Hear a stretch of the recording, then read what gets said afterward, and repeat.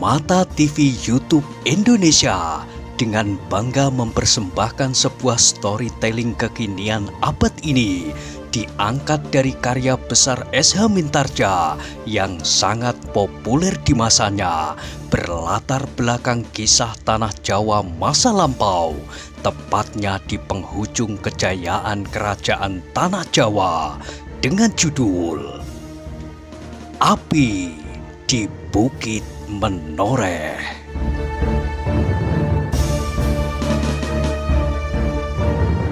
Pada kesempatan yang sangat baik ini, kita masuk pada episode yang ke-139. Selamat menikmati. Pada episode sebelumnya telah diceritakan, melihat Agung Sedayu meloncat dan hilang di balik pintu, si Danti terkejut bukan kepalang. Sama sekali tidak disangkanya bahwa begitu cepat Agung Sedayu meninggalkannya dengan tergesa-gesa. Ia mengharap bahwa Agung Sedayu menerima tantangannya dan berkelahi di halaman. Namun tiba-tiba Agung Sedayu berlari seperti tikus melihat kucing. Justru karena itu, maka sejenak ia berdiri diam seperti patung. Argojoyo terkejut pula. Sifat anak itu sama sekali berubah dari sifat Agung Sedayu yang ditemuinya di Prambanan itu, yang melihat ujung senjata dengan tengadah, apalagi anak muda yang bernama Sutojio. Tetapi adalah mengherankan, kalau kali ini tanpa malu-malu, Agung Sedayu itu meloncat berlari sifat kuping.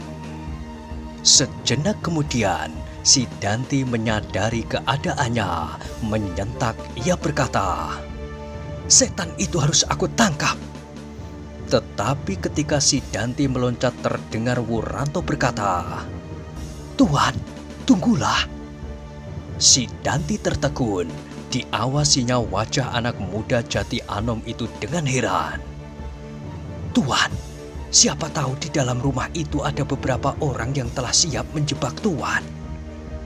Si Danti ragu-ragu sesaat, tetapi kemudian ia bertanya, "Bukankah kau berkata bahwa Agung Sedayu hanya seorang diri saja?"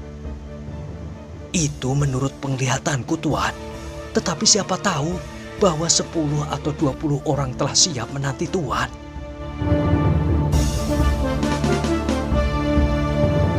Argojoyo ternyata tidak sabar menunggu mereka berbincang.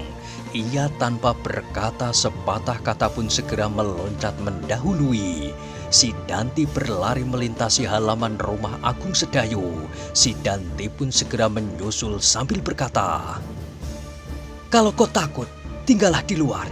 Kalau ia tidak sendiri, maka mereka pasti sudah beramai-ramai mengejarmu tadi." Wuranto tidak menjawab lagi. Ia mengharap bahwa waktu yang diusahakannya telah cukup panjang bagi Agung Sedayu dan kedua kawannya. Dalam pada itu Argojoyo telah naik ke pendopo disusul oleh si Danti. Dengan kasarnya ia mendorong pintu sambil berteriak, "Hei, pengecut! Di manakah kejantananmu? Pilihlah di antara kami, siapakah yang akan kau jadikan lawanmu?" Suara Argojoyo itu berderak memukul dinding-dinding rumah yang kosong. Sama sekali ia tidak mendengar jawaban. Meskipun demikian ia tidak dapat masuk dengan tanpa bersiaga menghadapi setiap kemungkinan yang dapat terjadi. Peringatan Wuranto ternyata mempengaruhinya juga. "Ayo, keluarlah. Siapa yang berada di rumah ini?" Masih tak ada jawaban. Si Danti pun kini telah berada di dalam rumah itu. Tangannya telah melekat di hulu pedangnya. Bahkan orang-orangnya yang berada di belakangnya telah menggenggam senjata masing-masing. Sedang tombak pendek Argojoyo pun telah siap bergerak apabila terjadi sesuatu dengan tiba-tiba.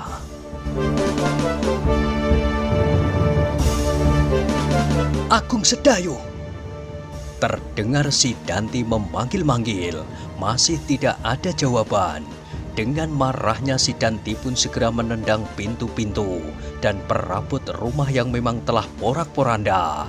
Suaranya berderak-derak tak karuan. Orang-orangnya pun menirukan saja apa yang diperbuat oleh si Danti itu. Tiba-tiba terdengar si Danti berkata, "Kita cari ke belakang." Mereka pun kemudian berlari ke halaman belakang. Wuranto pun ikut pula dengan mereka. Bahkan seperti mereka juga, Wuranto ikut menendang-nendang beberapa macam barang. "Sedayu!" teriak si Danti. Sepi tak seorang pun yang menyahut. "Agung Sedayu! Pengecut!" Suara itu saja yang melontar menyentuh dedaunan, seolah-olah memenuhi seluruh padukuhan Jati Anom. "Gila!" geram si Danti. "Apakah aku akan kehilangan dia?" Tiba-tiba si Danti itu melihat sesuatu yang bergerak-gerak di dalam bilik belakang. Cepat ia meloncat mendekati. Dengan gerak seperti kilat pedangnya telah tergenggam di dalam tangannya. Kali ini ia tidak membawa pusakanya, Nenggala. "Keluar!" teriaknya. "Ayo keluar! Apakah kau Agung Sedayu?" Yang terdengar kemudian adalah suara tangis kanak-kanak yang meledak. Dengan penuh ketakutan seorang perempuan dengan anak laki-laki yang masih kecil terbongkok-bongkok keluar dari bilik kecil itu. "Oh, gila kau!"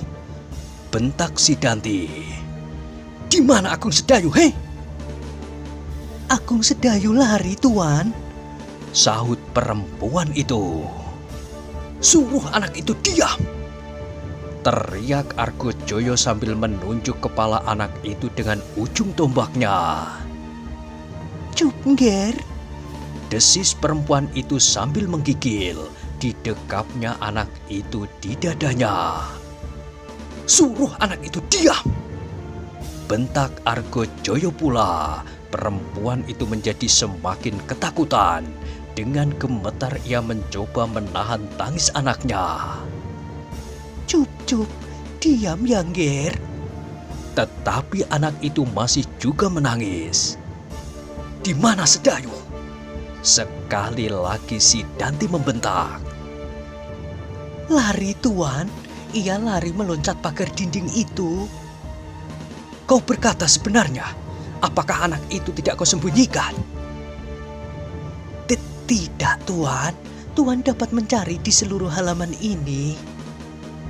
"Kalau aku ketemukan dia, aku penggal kepalamu."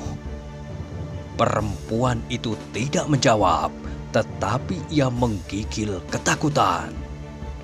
"Ayo, tunjukkan di mana ia bersembunyi," perintah Argojoyo. Tiba-tiba Wuranto maju selangkah sambil berkata, "Maaf tuan-tuan, perempuan ini adalah bibiku. Memang ia menjadi pembantu dan penunggu rumah Agung Sedayu sejak ayahnya masih hidup. Karena petunjuknya pula, aku ingin mengambil keris hari ini. Tetapi tiba-tiba saja Agung Sedayu itu datang." Argojoyo dan si Danti serentak berpaling memandangi Wuranto. Dan Wuranto mencoba meyakinkan. "Ia berada di pihakku, Tuan. Ia tidak akan menyembunyikan Agung Sedayu."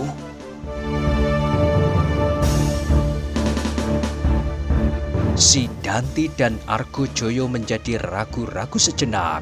Ditatapnya wajah Wuranto dan perempuan itu berganti-ganti. Kemudian berkata si Danti, "Apakah kau berkata sebenarnya?" "Buat apa aku membohong, Tuan? Bibi inilah yang mengatakan bahwa Untara telah menyimpan sebuah pusaka berbentuk keris di dalam rumah ini. Tetapi ketika aku mencoba mencarinya, aku masih belum menemukannya. Malahan hari ini, Agung Sedayu yang datang tanpa disangka-sangka telah mengejarku." Si Danti dan Argojoyo mengerutkan keningnya, tetapi mereka tidak segera berbuat sesuatu. Ketika mereka masih saja berdiri diam, maka tiba-tiba bertanyalah Wuranto kepada perempuan tua itu, "Bibi, Kemana Agung Sedayu melarikan dirinya? Ke samping atau ke belakang? Ke belakang, Ger, sahut perempuan itu ragu-ragu. Apakah Tuan masih akan mengejarnya? Bertanya Wuranto. Si Danti dan Argojoyo tiba-tiba tersadar. Tanpa berkata sepatah kata pun segera mereka berlari dan dengan tangkasnya mereka meloncat dinding di bagian belakang. Wuranto pun tidak ketinggalan pula. Ternyata ia pun cukup tangkas untuk meloncat dinding itu tanpa kesulitan. Tetapi mereka sudah tidak menemukan seseorang di belakang dinding itu.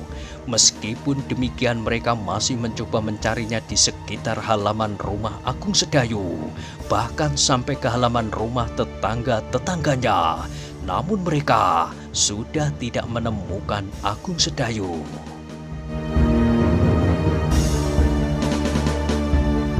Sayang, desis Wuranto. Apa yang sayang?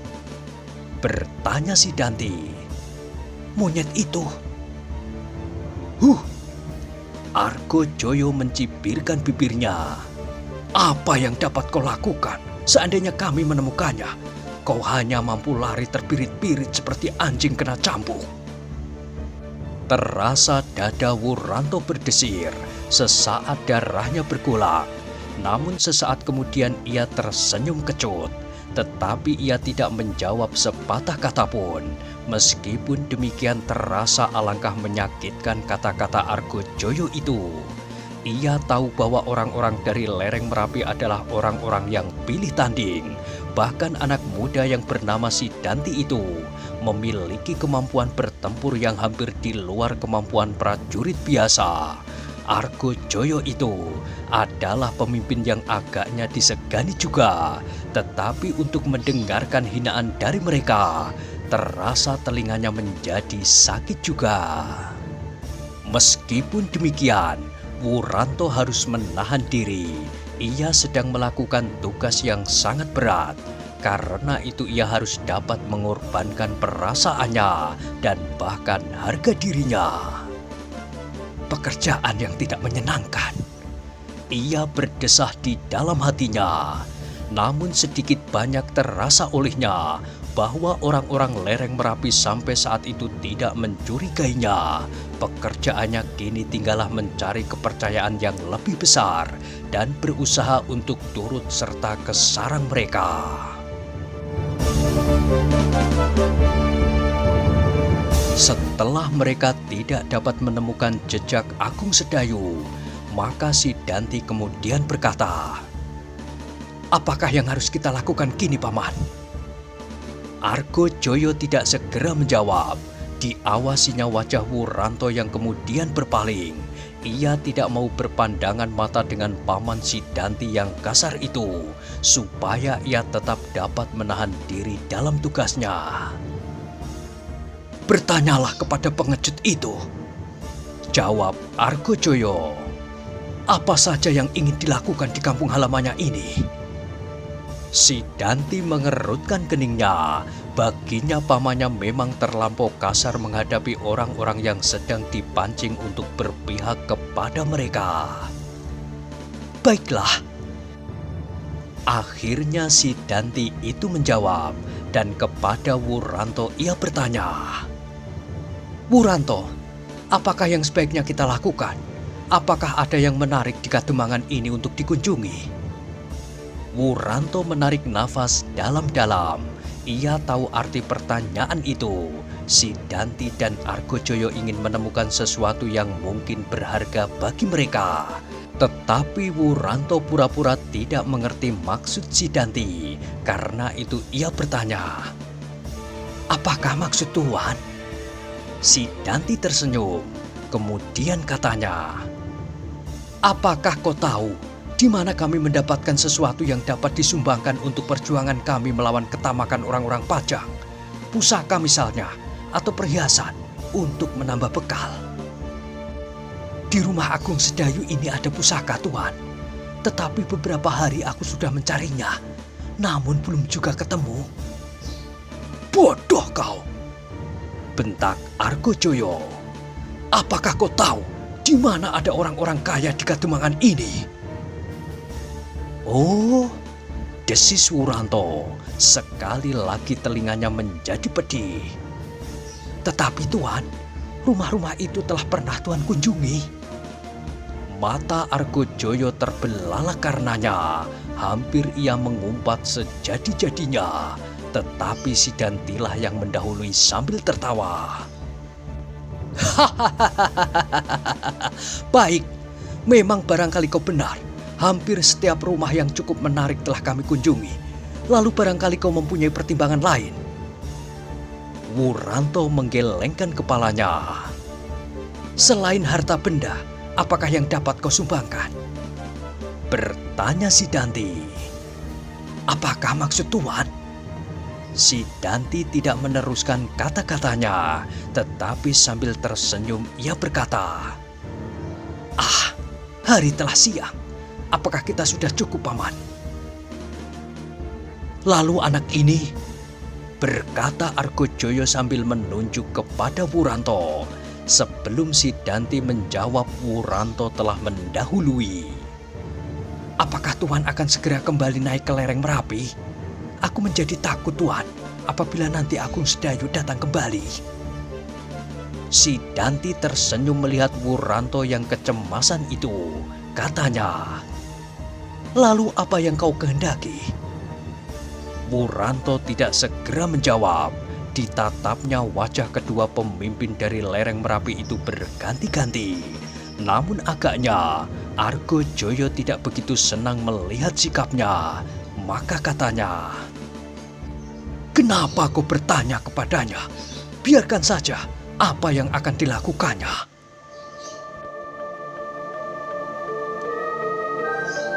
Sekali lagi si Danti tersenyum. Betapapun dadanya bergolak karena lepasnya Agung Sedayu, namun terhadap anak muda Jati Anom ini ia ingin bersikap baik sebagai permulaan dari hubungannya dengan anak-anak muda di Kademangan ini. Ia menjadi ketakutan, Paman. Mungkin aku dapat menolongnya. Apakah pedulimu atas pengecut itu? Si Danti mengerutkan keningnya, kemudian katanya, "Hubungan yang baik antara kita dan anak-anak muda Jati Anom akan berakibat baik, Paman." Argojoyo menggeram, namun ia tidak menjawab. Meskipun demikian pandangan matanya yang tajam seolah-olah telah menghunjam menembus jantung Wuranto. "Wuranto," berkata si Danti kepada anak Jati Anom itu, "apakah kau menyangka bahwa suatu ketika Agung Sedayu akan kembali kemari?" "Itu adalah hal yang mungkin sekali, Tuan. Bahkan mungkin tidak akan terlampau lama lagi, hari ini, siang, atau malam nanti." "Lalu bagaimana dengan kau?" Wuranto terdiam sejenak, kemudian desisnya perlahan-lahan. "Agung Sedayu melihat aku datang bersama tuan-tuan. Aku sangka ia pasti mendendamku. Lalu, aku harus bersembunyi, Tuan." Si Danti mengerutkan keningnya. Sejenak ia berpikir dan ia tiba-tiba bertanya, "Apakah kau ingin ikut aku?" Pertanyaan itu adalah pertanyaan yang ditunggu-tunggunya. Tetapi meskipun demikian Wuranto tidak segera menjawab. Wajahnya tampak ragu-ragu. "Buat apa kau bawa anak itu?" bertanya Argojoyo. "Apa salahnya kita menolongnya, Paman? Mungkin anak muda ini dapat membantu kita. Hanya seorang pemberani yang bermanfaat bagi kita, bukan seorang pengecut. Seandainya daerah ini kelak seperti diduga oleh Kitambak Wedi akan menjadi landasan bagi Untara untuk meloncat ke padepokan di lereng Gunung Merapi itu, maka anak semacam itu tidak akan bermanfaat." "Tidak, Paman. Mungkin ia akan berguna kelak." "Buat apa? Ia tidak akan berani menginjak tanah ini kembali. Kalau kita memerlukan seorang anak muda yang dapat memberi kita beberapa keterangan, ia harus seorang anak yang berani berada di kampung halamannya untuk menyampaikan sesuatu kepada kita. Tetapi anak ini, biar sajalah ia mampus dibunuh Agung Sedayu." Si Danti menegangkan wajahnya sejenak, namun kemudian ia tertawa. Katanya, "Paman adalah seorang pengawal yang berani. Karena itulah, Paman merasa muak melihat seorang yang berada di dalam ketakutan. Tetapi adalah jauh berbeda, Paman dan anak muda Jati Anom ini." Wuranto memperhatikan pembicaraan tentang dirinya yang berlangsung di hadapan hidungnya. Dengan demikian ia pun mempunyai penilaian atas kedua orang itu. Argojoyo adalah seorang pemberani yang lugu, yang terlampau percaya pada kekuatan diri. Sedang si Danti adalah seorang iblis yang licik. Keduanya pun pasti akan sangat berbahaya baginya. Bahkan disadarinya bahwa kepercayaan si Danti kepadanya itu pun harus diterima dengan sangat hati-hati. Namun bagaimanapun juga, ia melihat kebenaran anggapan keduanya. Argojoyo pun mempunyai alasan yang kuat untuk menolaknya. Karena itu, maka ia menyesal bahwa ia telah bersikap terlampau takut menghadapi keadaan. Tetapi semuanya telah terlanjur. Ia harus dapat memanfaatkan apa yang masih dipunyainya sekarang. Yang bertanya kepadanya kemudian adalah si Danti. "Wuranto, apakah kau ingin turut aku?" Kembali Wuranto terdiam. "Kau akan tinggal bersama pasukanku di padepokan guruku. Mungkin kau akan mengalami hal-hal yang baru yang dapat merubah sikapmu itu." Dengan ragu-ragu Wuranto kemudian bertanya, "Lalu apakah tugasku di sana, Tuan?" Argojoyo berdesah. "Hanya orang-orang yang terlampau bodoh yang bertanya demikian." "Ya," sahut si Danti. "Ternyata kau memang agak terlampau bodoh. Tetapi tak apalah. Sebenarnya melihat wajahmu aku mempunyai harapan bahwa kau akan berguna bagi kami. Tetapi agaknya otakmu terlampau tumpul untuk wajah yang cerah itu." Sekali lagi dada Wuranto berdesir. Kembali ia membuat kesalahan. Namun agaknya ia masih mempunyai harapan ketika si Danti berkata, "Yang pertama, kau ucapkan adalah kesanggupan. Mungkin kau harus berbuat sesuatu yang dapat membahayakan jiwamu. Bukankah kami terdiri dari prajurit-prajurit yang sedang memperjuangkan suatu cita-cita?" "Tak akan ia ketahui apakah yang kau sebut cita-cita itu, si Danti. Baginya tak akan dimengerti apakah arti Pajang dan Jipang. Apakah arti perjuangan Kitambak Wedi menentang kekuasaan Pajang sekarang ini. Untuk apa dan bagaimana?" Si Danti terdiam. Tiba-tiba anak muda itu merenungi wajah pamannya. Di dalam hati kecilnya sendiri terbersit suatu pertanyaan. Apakah pamannya mengetahuinya? Apakah pamannya menyadari bahwa di padepokan gurunya sekarang ada dua pihak yang mempunyai pancatan yang berbeda menghadapi Pajang? Dan apakah pamannya sendiri menyadari sepenuhnya untuk apa ia berjuang? Untuk apa Kitambak Wedi menentang Pajang itu? Sebenarnya si Danti sendiri telah beberapa lama berusaha mencari alasan yang tepat yang dapat dipergunakannya untuk membenarkan sikapnya menentang Pajang. Tetapi ia tidak dapat menemukannya, sementara ia dapat memuaskan dirinya dengan alasan yang dicari-carinya. Mungkin ia dapat mengatakan kepada orang lain bahwa ternyata Pajang berbuat sewenang-wenang. Pajang sebenarnya tidak berhak untuk melintir kedudukan Demak, merajai hampir seluruh pulau Jawa. Mungkin ia dapat berpura-pura membenarkan sikap Haryo Penangsang dari Jipang. Tetapi ia tidak dapat berbuat demikian kepada diri sendiri. Ia tidak dapat berkata bahwa Pajang tidak berhak mewarisi kekuasaan Demak. Ia tidak dapat mengatakan kepada dirinya sendiri bahwa Pajang berbuat sewenang-wenang. Beberapa usaha dari bupati-bupati di sepanjang pesisir untuk melepaskan diri dari kekuasaan Demak setelah Demak jatuh tidak dapat disejajarkan dengan usahanya itu. Meskipun dari segi kekuatan dan jumlah prajurit yang akan dapat dihimpunnya si Danti tidak perlu cemas. Di belakangnya terbentang suatu daerah yang luas di pegunungan menoreh. Sisa-sisa kekuatan Jipang dan pengaruh Ki Tambak Wedi di sekitar lereng Merapi. Bupati-bupati di pesisir pasti tidak akan dapat berbuat seperti apa yang dilakukan oleh sisa-sisa prajurit Jipang yang putus asa itu. Si Danti yang kebingungan itu hanya dapat menemukan jawaban yang sama sekali tidak dikehendakinya.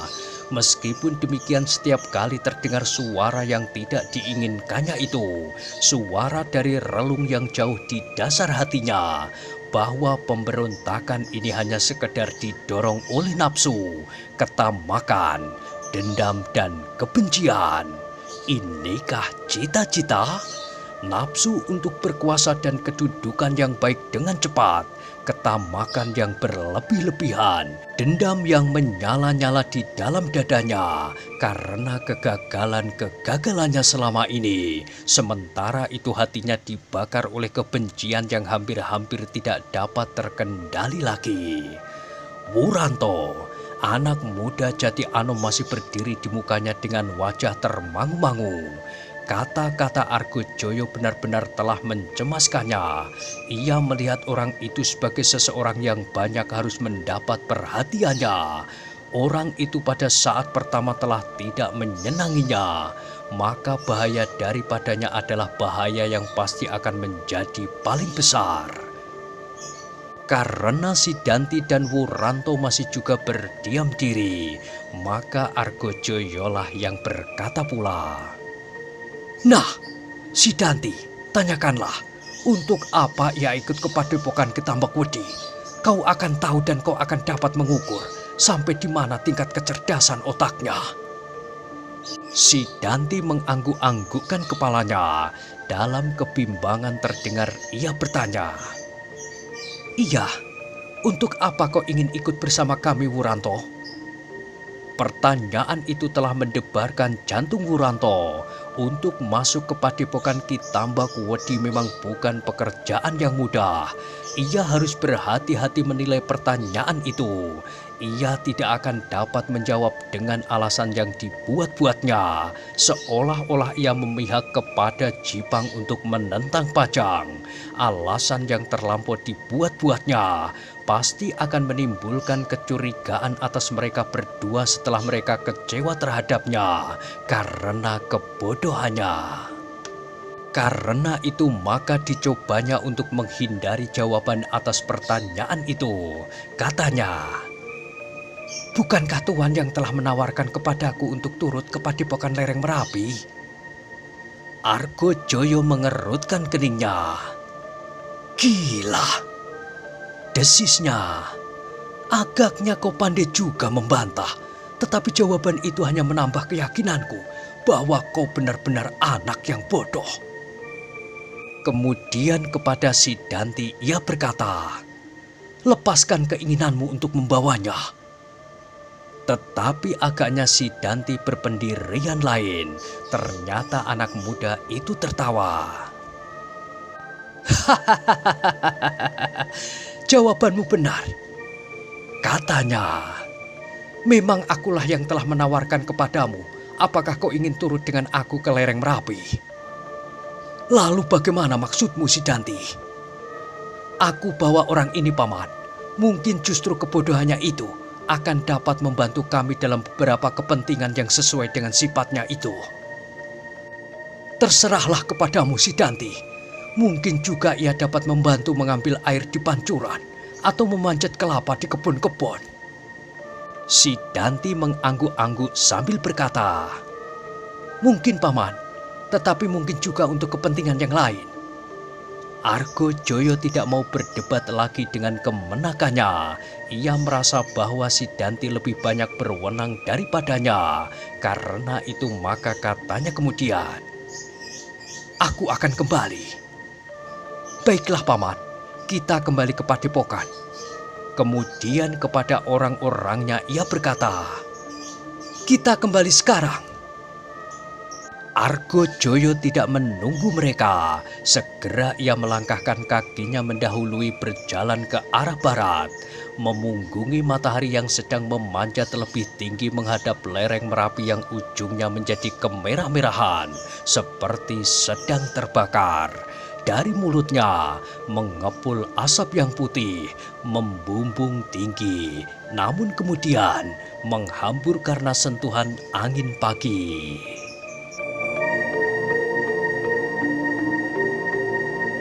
Orang-orang Sidanti itu pun kemudian berjalan pula menyusul Argojoyo di belakangnya. Sedang Sidanti berjalan paling belakang bersama Wuranto. Ketika mereka meninggalkan telatah Jati Anom, maka bertanyalah Sidanti, "Kau benar-benar ingin meninggalkan kampung halamanmu?"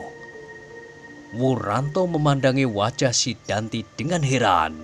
Dengan hati-hati ia bertanya, "Kenapa meninggalkan Tuan? Apakah aku kelak tidak akan dapat kembali lagi?" Tentu kau akan kembali. Bahkan hari ini kau dapat juga kembali ke Kademangan ini." Wuranto heran mendengar jawaban Sidanti itu.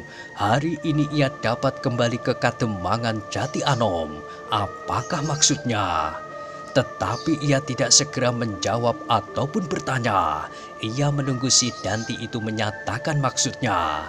Ia harus sangat berhati-hati menghadapi anak muda yang tampaknya selalu tersenyum-senyum saja ini. Namun di balik wajahnya yang terang itu, Wuranto merasakan sifat-sifat yang tidak dapat dijajakinya. "Wuranto," berkata Sidanti itu kemudian, "kembali atau tidak kembali ke Jati Anom, itu sangat tergantung kepadamu sendiri. Kepergianmu ke lereng Merapi ini, meskipun berdasarkan atas tawaranku, tetapi aku terdorong oleh keinginanku melindungimu, karena kau takut terhadap Agung Sedayu."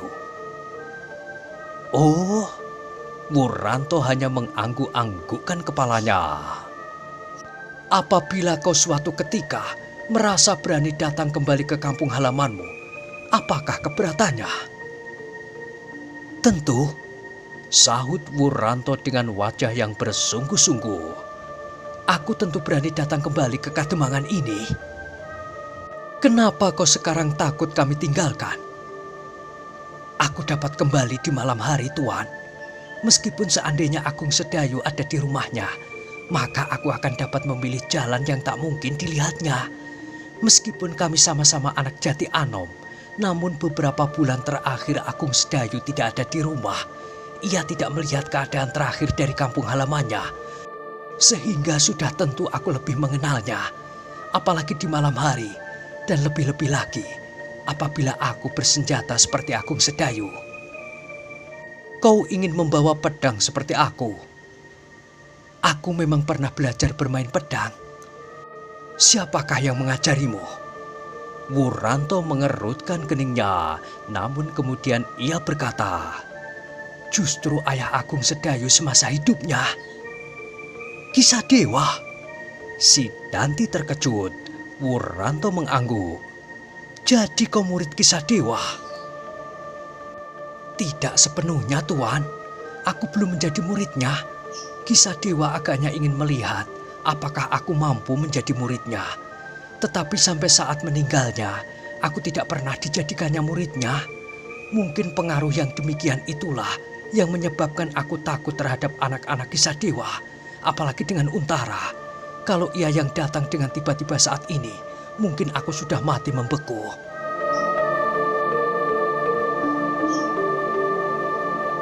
Sidanti mengerutkan keningnya. Tiba-tiba ia mempunyai penilaian yang agak berbeda terhadap Wuranto yang disangkanya sekedar anak yang terlampau bodoh. Mungkin otak anak muda itu memang tidak terlampau baik sehingga Kisah Dewa tidak meneruskan maksudnya untuk menuntun anak itu, apalagi menjadikan muridnya. Tetapi mungkin pula karena sebab-sebab lain. Kali ini Wuranto berusaha untuk mencuri pusaka yang terdapat di dalam rumah Agung Sedayu.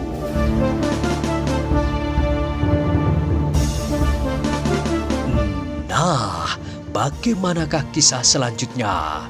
Silahkan ikuti terus kisah Api di Bukit Menoreh pada episode berikutnya. Sampai jumpa.